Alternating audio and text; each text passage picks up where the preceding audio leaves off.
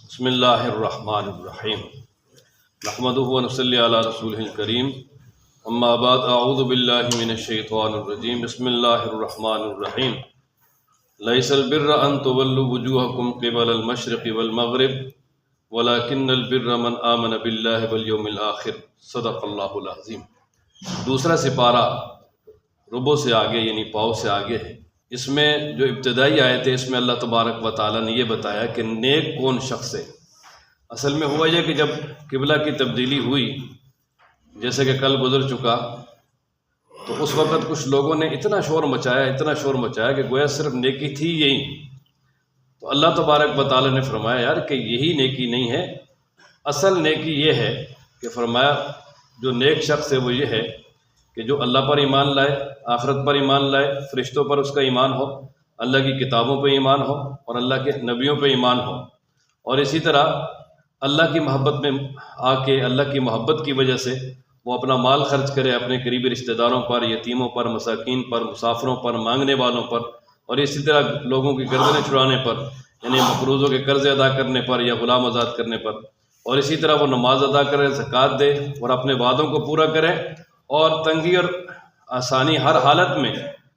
تنگی اور پریشانی میں وہ صبر کرے اور جنگ کے وقت بھی صبر کرے۔ فرمایا کہ یہی سچے لوگ ہیں اور یہی پرہیزگار اور کامیاب ہیں۔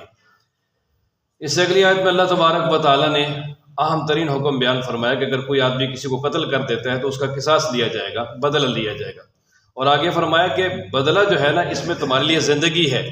وجہ یہ ہے کہ اگر ایک آدمی نے قتل کیا اور انصاف کے طور پر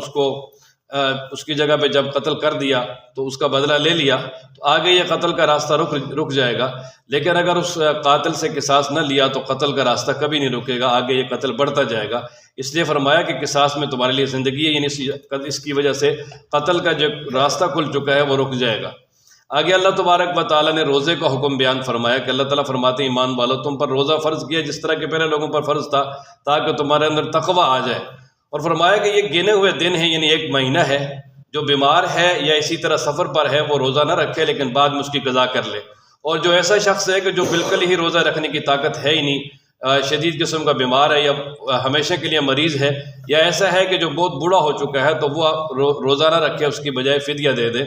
اور فرمایا کہ آگے نفلی طور پر جو بھی تم کام کرو گے یہ تمہارے لیے بہت بہتر ہے۔ اور پھر آگے فرمایا کہ یہ رمضان مبارک کا برکتوں والا مہینہ ایسا ہے جس میں اللہ تبارک و تعالیٰ نے قرآن و مجید کو نازل کیا جو لوگوں کے لیے ہدایت کا ذریعہ ہے اور حق اور باطل میں فرق کرنے والا ہے، اور فرمایا جو بھی رمضان مبارک کا مہینہ پالے وہ روزہ رکھے، اور پھر فرمایا کہ جو مریض ہے یا مسافر ہے اس کے لیے اجازت ہے کہ وہ روزہ افطار کر لے لیکن بعد میں جو اس کی قضا کرنی ضروری ہے، اور فرمایا کہ اللہ تبارک و تعالیٰ تمہارے لیے آسانی کا ارادہ کرتے ہیں، اللہ تبارک و تعالیٰ تمہارے لیے تنگی کا ارادہ بالکل نہیں فرماتے، اور ساتھ ہی فرمایا کہ اے میرے محبوب میرے بندوں سے کہہ دیں کہ میرے بارے میں جب آپ سے پوچھتے ہیں کہ اللہ تبارک و تعالیٰ قریب ہے کہ دور، کہ ہم اس طرح پکاریں، تو فرمایا ان سے کہہ دیں کہ اللہ تعالیٰ فرماتے ہیں کہ میں بہت قریب ہوں، جب بھی کوئی پکارتا ہے میں اس کی پکار کو سنتا ہوں۔ اب ان لوگوں کو چاہیے کہ یہ میرا حکم مانیں اور مجھ پر ایمان لائیں تاکہ یہ کامیاب ہو جائیں۔ اے اللہ آپ کتنا قریب ہیں، تو اللہ تعالیٰ نے دوسرے مقام پر وضاحت کر دی، فرمایا ہم شارک سے بھی زیادہ قریب ہیں۔ اور آگے اللہ تبارک و تعالیٰ نے جو روزے کے حکم میں تبدیلی تھی اس کا ذکر فرمایا کہ پہلے یہ ہوتا تھا کہ جب مغرب کے بعد افطاری کر لی جب تک انسان سویا نہیں اس وقت تک کھا پی سکتا تھا، اور جب سو گیا تو اس کے بعد جو ہے کھانا پینا حرام ہو جاتا تھا۔ اسی طرح رمضان مبارک کی راتوں میں اپنی جنسی خواہشات پوری کرنی بھی حرام تھی شروع میں، لیکن اللہ تبارک و تعالیٰ نے بعد میں اجازت دے دی اور فرمایا کہ کھاؤ پیو یہاں تک کہ جو ہے وہ سحری کا وقت ختم ہو جائے، اس وقت تک کھاتے پیتے رہو، اور پھر روزے کو جو ہے نا رات تک پورا کرو۔ اصل میں سحری جو ہے نا پھر اس کی حضرت صلی اللہ علیہ وسلم نے بہت زیادہ فضائل بیان فرمائے، یہاں تک فرمایا کہ سحری کھاؤ اس لیے کہ سحری میں برکت ہے، اور اسی طرح آپ علیہ الصلوۃ والسلام کا ارشاد ہے کہ جو سحری کھانے والے ہیں ان پہ اللہ تبارک و تعالیٰ کی رحمتیں نازل ہوتی ہیں، اور ساتھ ہی فرمایا کہ اگر تم اعتکاف کی حالت میں ہو تو پھر جو ہے نا تم چاہے رات ہو چاہے دن ہو کسی بھی حالت میں اپنی جنسی خواہشات پوری نہیں کر سکتے۔ اور آگے اللہ تبارک و تعالیٰ نے ایک اہم حکم دیا، فرمایا کہ آپس میں ایک دوسرے کا مال ناجائز طریقے سے نہ کھاؤ، جائز طریقے سے جو ہے وہ ایک دوسرے کا مال لے لو، ناجائز مال ہڑپ کرنا کھانا کسی کا بھی جائز نہیں ہے۔ اور آگے اللہ تبارک و تعالیٰ نے جو ہے چاند کے بارے میں لوگوں نے سوال کیا کہ یہ کم زیادہ کیوں ہوتا ہے، تو فرمایا اس کی حکمت یہ ہے کہ یہ وقت بتانے کے لیے، اور اسی طریقے سے اسی چاند کے ساتھ جو ہے نا وہ حج کا وقت اور بہت سارے اوقات جو ہے نا وہ منسلک ہیں،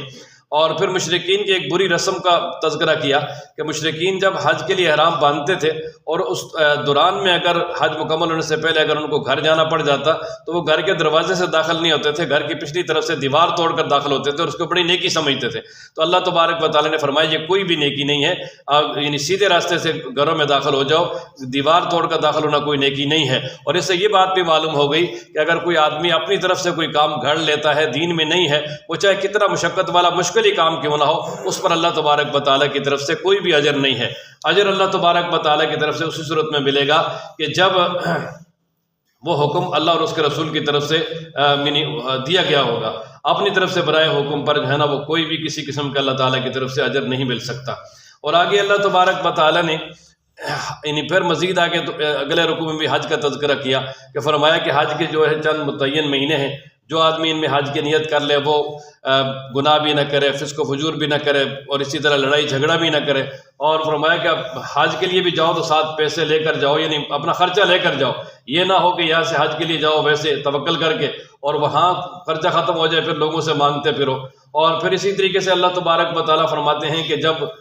حج کے دوران اگر تم کوئی تجارت وغیرہ بھی کرنا چاہو تو کر سکتے ہو، اور اللہ تبارک و تعالیٰ کو خوب یاد کرو۔ اور پھر ساتھ ہی فرمایا کہ حج کے دوران بھی جو ہے نا وہ لوگ اللہ تعالیٰ سے مانگتے ہیں، لیکن لوگوں کے مانگنے کے دو طریقے ہیں۔ کچھ لوگ ایسے ہیں کہ جو صرف دنیا مانگتے ہیں، اور دنیا مانگنے والوں کے لیے جو ہے نا آخرت میں کوئی حصہ نہیں ہے۔ لیکن فرمایا کچھ ایسے خوش قسمت ہیں جو مومن ہیں، وہ اللہ تبارک و تعالیٰ سے وہاں بھی دعا مانگتے ہیں، ربنا آتنا فی الدنیا حسنہ وفی الآخرۃ حسنہ وقنا عذاب النار، یعنی وہ دنیا آخرت دونوں مانگتے ہیں۔ اور مومن کی شان بھی یہی ہے کہ دنیا آخرت دونوں مانگے لیکن آخرت کو ترجیح دے۔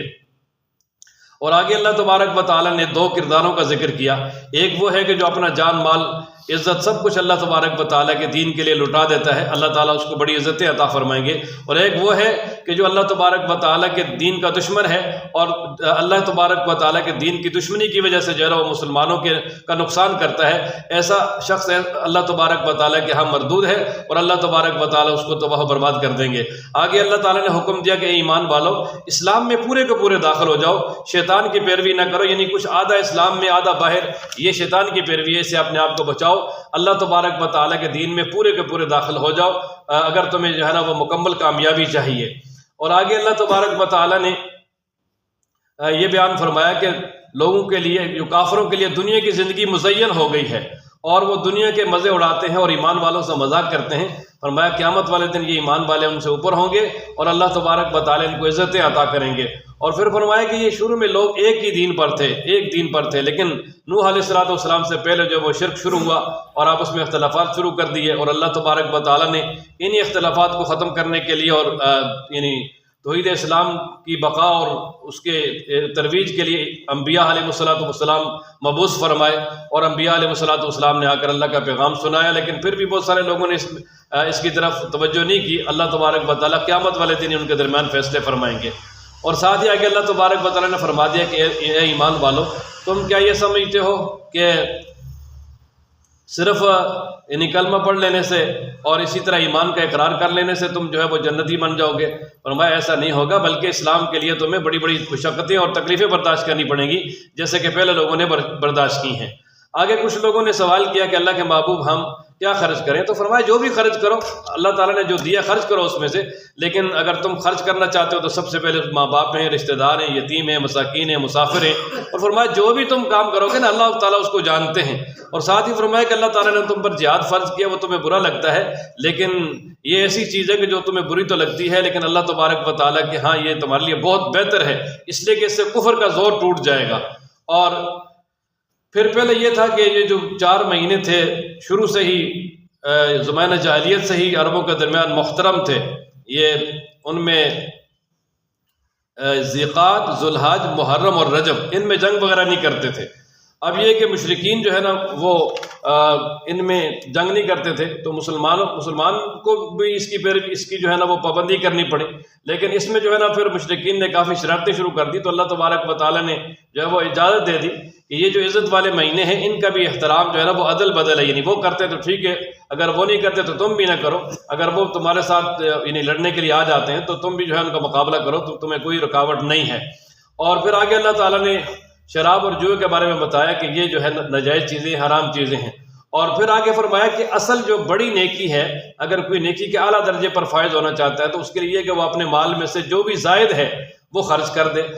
یعنی اللہ تبارک و تعالیٰ کی طرف سے جو لازمی حکم ہے وہ تو یہی ہے کہ جو اللہ نے مال دیا اس کی زکوٰۃ ادا کرتے۔ جب زکوٰۃ ادا کی، مال پاک ہو گیا، وہ اللہ تعالیٰ کے ہاں بری ہو گیا۔ لیکن اگر اللہ تعالیٰ کے ہاں کوئی اعلیٰ درجات حاصل کرنا چاہتا ہے تو فرمایا جو زائد مال ہے اس کو اللہ کے لیے خرچ کر دے۔ اور پھر آگے کچھ لوگوں نے سوال کیا، اصل میں یہ ہے کہ قرآن مجید کی آیت نازل ہوئی ہے کہ جو لوگ یتیموں کا مال کھاتے ہیں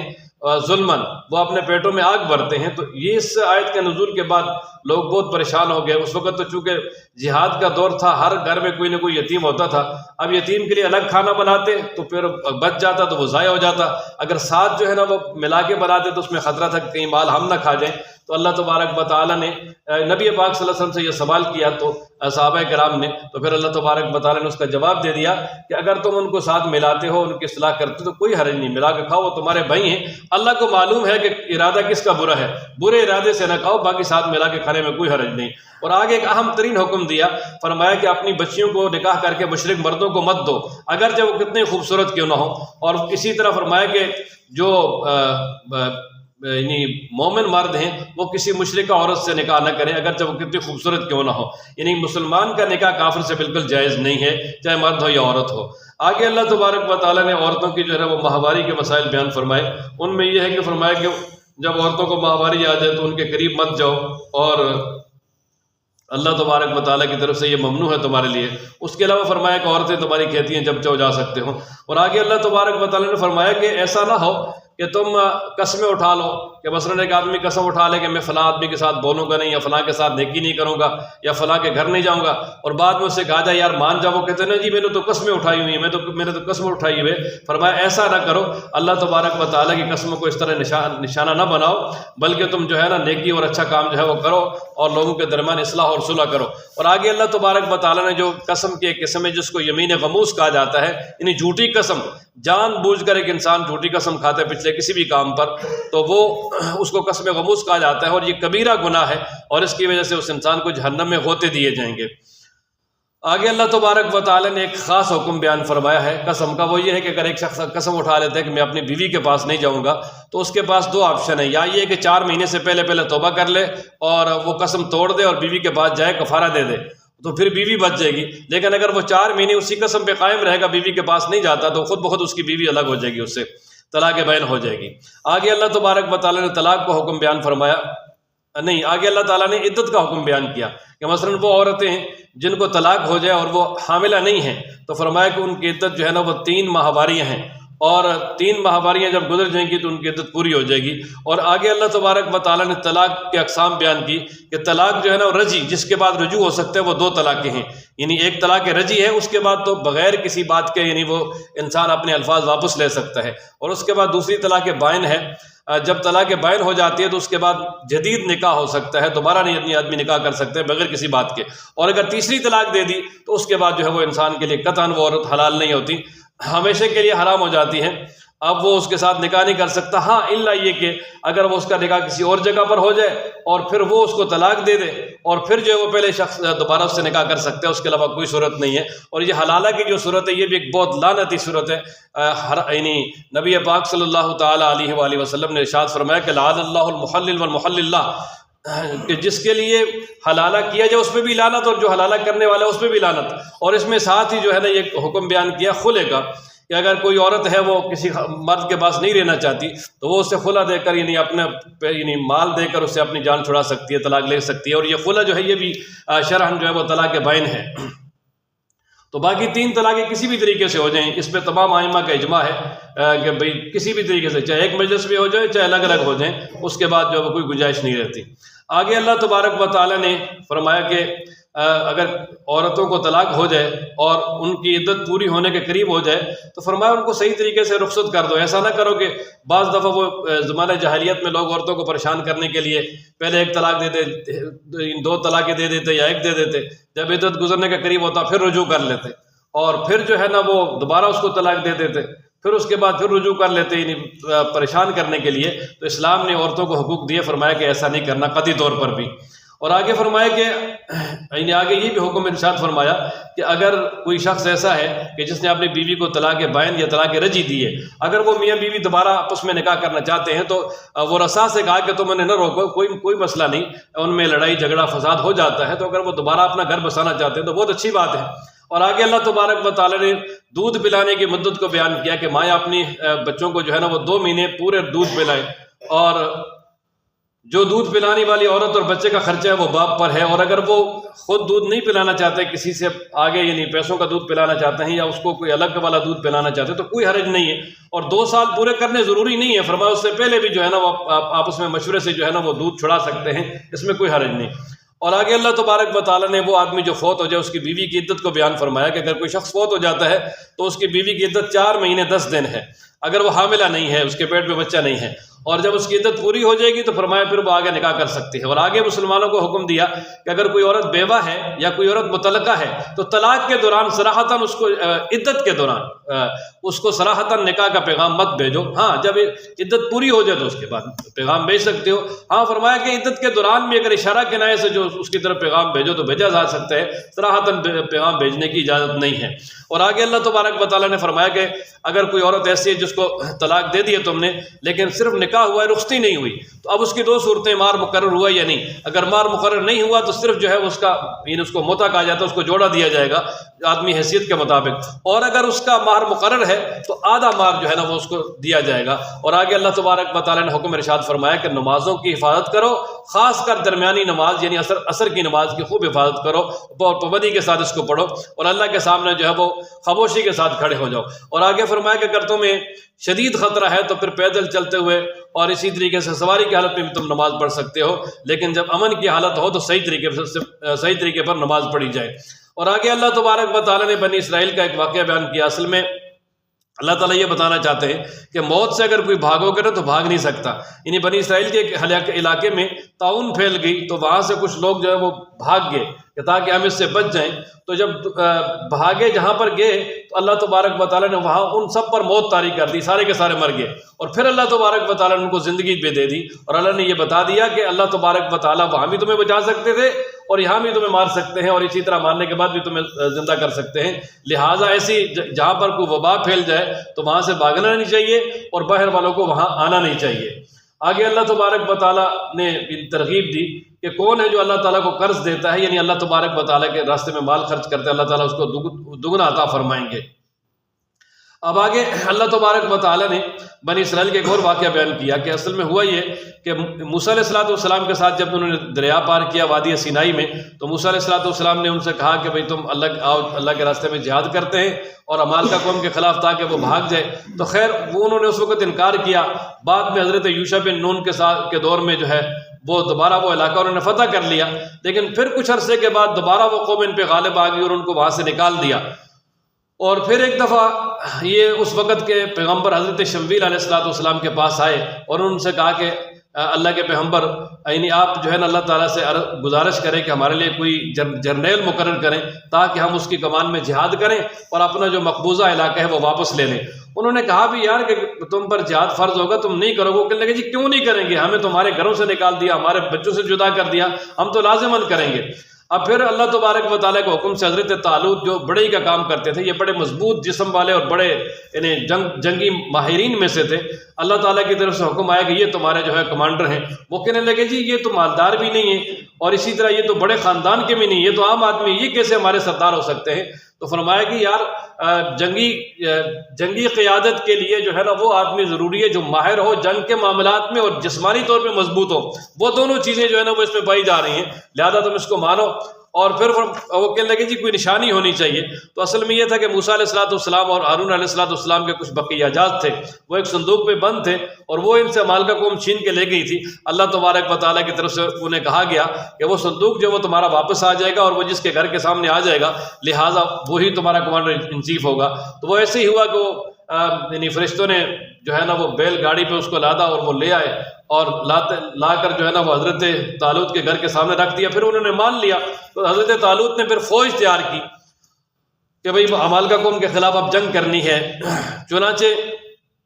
فوج تیار ہوئی تو انہوں نے ساتھ یہ بھی کہا کہ راستے میں نہر آتی ہے، اس نہر سے جو آدمی پانی پی لے گا وہ ہمارے ساتھ نہیں جا سکتا، اور جو پانی نہیں پیے گا یا صرف ایک چلو بھر کے پانی پی لے گا بس وہ ہمارے ساتھ جا سکتے ہیں۔ جب اس نہر پہ گئے تو جناب وہ بل پیاسوں کی طرح ٹوٹ پڑے اور پانی پینا شروع کر دیا، صرف 313 بچے، تو وہ 313 ہی آگے جا سکے، باقی صرف وہاں ہی ان کے پیٹ پھول کے وہ آگے نہیں جا سکے۔ اور پھر 313 نے جب جا کر اس قوم کا مقابلہ کیا، اللہ تبارک و تعالیٰ نے فتح عطا کی، اور اس وقت داؤد علیہ السلام جو سپاہی کی حیثیت سے اس میں لڑ رہے تھے، انہوں نے جالوت جو اس دوسری طرف کا بڑا جرنیل تھا اس کو قتل کیا، اور داؤد علیہ السلام یہ حضرت طالوت کے پھر بعد میں داماد بھی بنے۔ تو پھر جو ہے نا بنی اسرائیل میں حضرت طالوت نے حکمرانی کی 16 سال، پھر اس کے بعد داؤد علیہ السلام نے، پھر سلیمان علیہ السلام نے۔ یہ بنی اسرائیل کے جو ہے نا وہ بڑا سنہرا دور تھا۔ آگے اللہ تبارک و تعالیٰ نے انبیاء علیہ السلام کے بارے میں بتایا کہ انبیاء علیہ السلام نے اللہ تبارک و تعالیٰ انبیاء علیہ السلام کے درمیان اللہ تعالیٰ نے درجات میں فرق رکھا ہے۔ سب سے بڑا درجہ جناب نبی پاک صلی اللہ علیہ وسلم کا ہے، پھر ابراہیم علیہ السلام کا ہے، پھر موسیٰ علیہ السلام کا ہے، پھر اسی طرح باقی یہ کہ ایمان لانے میں کوئی فرق نہیں ہے، ہر نبی پہ ایمان لانا ہے۔ اگر کسی ایک نبی پہ بھی جو ہے وہ ایمان نہ لائے تو وہ انسان مومن نہیں ہو سکتا۔ آگے اللہ تبارک و تعالیٰ فرماتے کہ ایمان والو، اللہ نے جو تمہیں مال دیا اس میں سے خرچ کرو اس دن کہ اس سے پہلے کہ جس دن کوئی خرید و فروخت، کوئی دوستی، کوئی سفارش، کوئی بھی کام نہیں آئے گی۔ اور آگے آیت الکرسی ہے، اس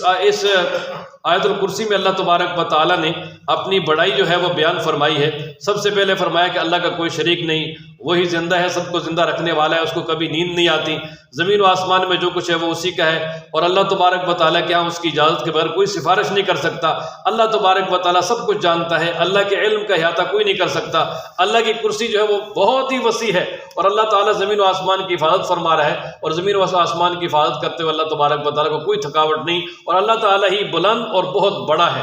آگے فرمایا کہ دین کو میں داخل کرنے کے لیے کوئی سختی نہیں ہے، مرضی سے جو ہے وہ دین میں داخل ہو سکتا ہے، سختی سے کسی کو دین میں داخل نہیں کیا جا سکتا۔ اللہ تعالیٰ کی طرف سے حق و باطل واضح ہے، جو حق کو حق سمجھ کے آ جائے تو پھر اس کے بعد اسلام کے احکامات کی پابندی کرے۔ اور آگے فرمایا کہ جو ایمان والے ہیں اللہ تبارک و تعالیٰ ان کا حمایتی اور دوست ہے، اللہ تبارک و تعالیٰ انہیں ہدایت کی طرف جو ہے وہ رہنمائی کرتا ہے، اور کافروں کو دوست شیطان ہے، اور شیطان ان کو جو ہے نا وہ ہمیشہ گمراہی کی طرف اور جہنم کی طرف لے جاتے ہیں۔ آگے حضرت ابراہیم علیہ السلام کا نمرود کے ساتھ جو مناظرہ ہوا تھا اس کا تذکرہ ہے کہ ابراہیم علیہ السلام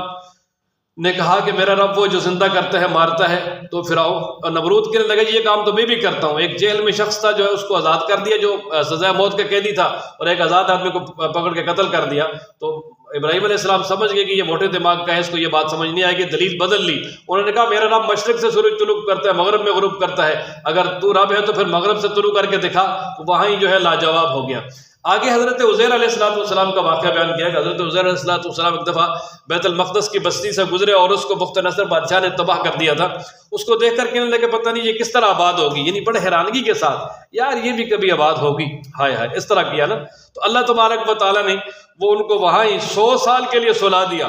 اور 100 سال کے بعد جب وہ یعنی اٹھے تو ان کے پاس وہ کھانا تھا، وہ بھی درخت کے ساتھ لٹکایا انہوں نے، اور ان کے پاس ایک گدھا تھا، سواری تھی، کھانا اسی طرح تر و تازہ تھا، اور گدھا جو ہے وہ بالکل ختم ہو چکا تھا۔ آپ دیکھیں نا، جو چیز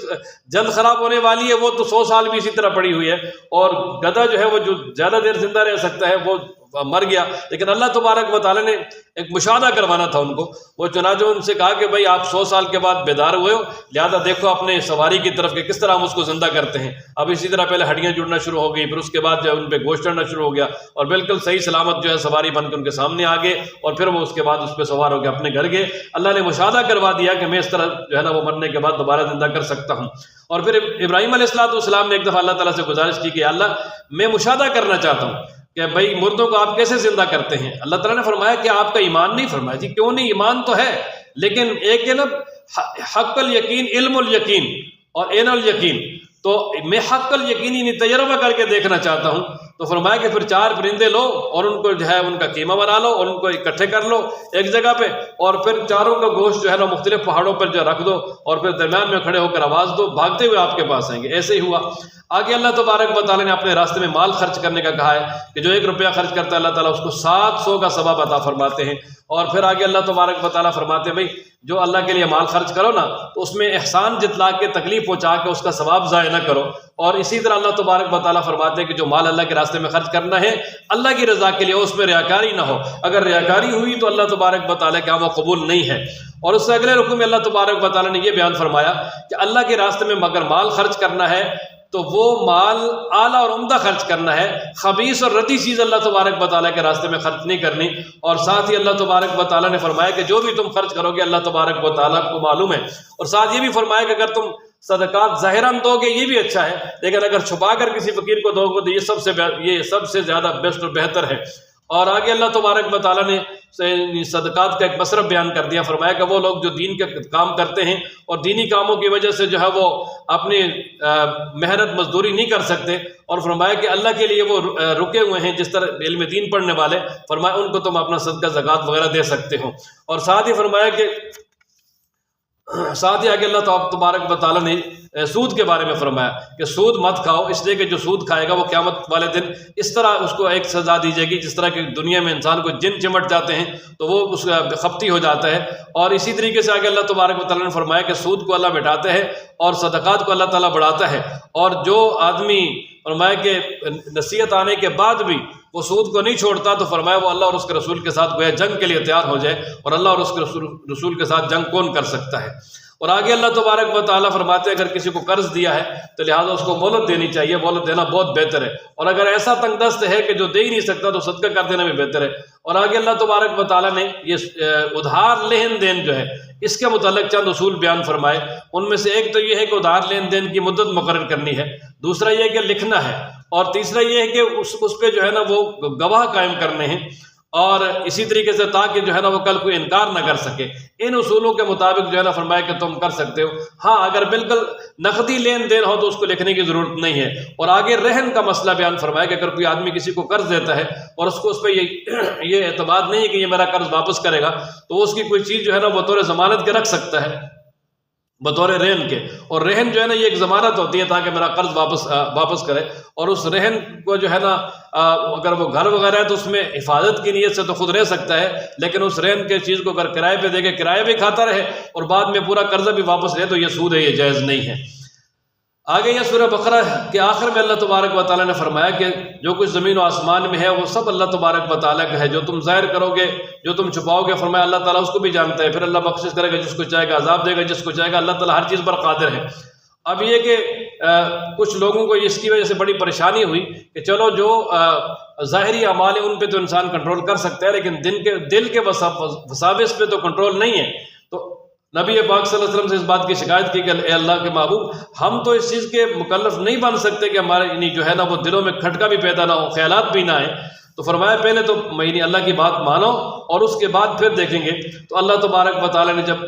یعنی اس کے بعد یہ اگلی جو ہے نا وہ 2 آیتیں نازل فرمائیں کہ اللہ کے رسول اور ایمان والے سب جو ہے نا وہ اللہ تبارک و تعالیٰ پر ایمان لے آئے، اور اللہ تبارک و تعالیٰ پر، اس کے فرشتوں پر، اس کی کتابوں پر، اس کے رسولوں پر، اور یہ کہتے ہیں کہ ہم ایمان لانے میں کسی کے درمیان فرق نہیں کرتے، اور وہ مومن یہ بھی کہتے ہیں کہ ہم نے اللہ کی بات سن لی اور اسی طرح اللہ کی بات مان بھی لی، اور وہ کہتے ہیں اللہ ہمیں تیری بخشش چاہیے اور تیری طرف ہی لوٹنا ہے۔ اب جب یہ بات ایمان والوں نے کہی تو اللہ تبارک و تعالیٰ نے آگے حکم دے دیا کہ لا یکلف اللہ نفسا الا وسعها، جو انسان کی طاقت میں نہیں ہے اللہ تعالیٰ اس کو مکلف نہیں بناتے۔ یعنی ایسا نہیں ہے کہ انسان کے بس کے باہر ہو اور وہ کام انسان کے لیے اللہ کی طرف سے لازم ہو جائے، ایسا نہیں۔ تو جو دلوں میں خیالات آتے ہیں وہ بھی انسان کے بس میں نہیں، ان پہ بھی کوئی پکڑ نہیں ہے۔ اور پھر آخر میں ایک بڑی زبردست اللہ تبارک و تعالیٰ کی طرف سے دعا عطا ہوئی، وہ ہے ربنا لا تؤاخذنا ان نسینا، اے اللہ ہمیں نہ پکڑنا اگر ہم بھول جائیں یا ہم سے غلطی ہو جائے، اے ہمارے رب ہم پہ اس طرح کا بوجھ نہ ڈالنا جس طرح کہ آپ نے پہلے لوگوں پہ بوجھ ڈالا تھا، کہ پہلے لوگوں پہ بہت سختی تھی، ان کے لیے جو ہے نا وہ توبہ بھی اس وقت قبول ہوتی تھی جب جو ہے ان کو قتل کیا جاتا تھا، کپڑوں پہ گندگی وغیرہ لگ جاتی تو کاٹنا پڑتا تھا، اتنی سختی تھی۔ اللہ تعالیٰ نے مومنوں پہ بڑی آسانی کر دی اور فرمایا کہ اے اللہ ہم پہ ایسا بوجھ نہ ڈالنا جس کی ہم میں طاقت نہیں، اور ہمیں بخش دینا، ہمیں معاف کر دینا، ہم پہ رحم کر دینا، آپ ہی ہمارے مولا ہیں، کافروں کے خلاف ہماری مدد کرنا۔ تو یہ جو آخری 2 آیتیں ہیں سورہ بقرہ کی، یہ اللہ تبارک و تعالیٰ کے خاص خزانوں میں سے ہیں، اور یہ معراج کی رات میں اللہ تعالیٰ نے نبی پاک صلی اللہ علیہ وسلم کو آپ کی امت کے لیے بطور ہدیہ اور تحفہ کے عطا کی ہیں۔ اور حدیث مبارکہ میں آتا ہے کہ جو شخص کو رات کو پڑھ لیتا ہے تو یہ اس کے لیے کافی ہو جاتی ہے، نہیں رات کی عبادت کی طرف سے کافی ہو جاتی ہیں۔ اللہ تعالیٰ ہم سب کو قرآن پڑھنے، سمجھنے، عمل کرنے کی توفیق عطا فرمائے۔ ایک رکوع آگے بھی انہوں نے پڑھا ہوا ہے، لیکن یہ کہ انشاءاللہ کل سورہ آل عمران سے آگے جو ہے وہ شروع کریں گے۔ اللہ تبارک و تعالیٰ ہم سب کا حامی و ناصر ہو۔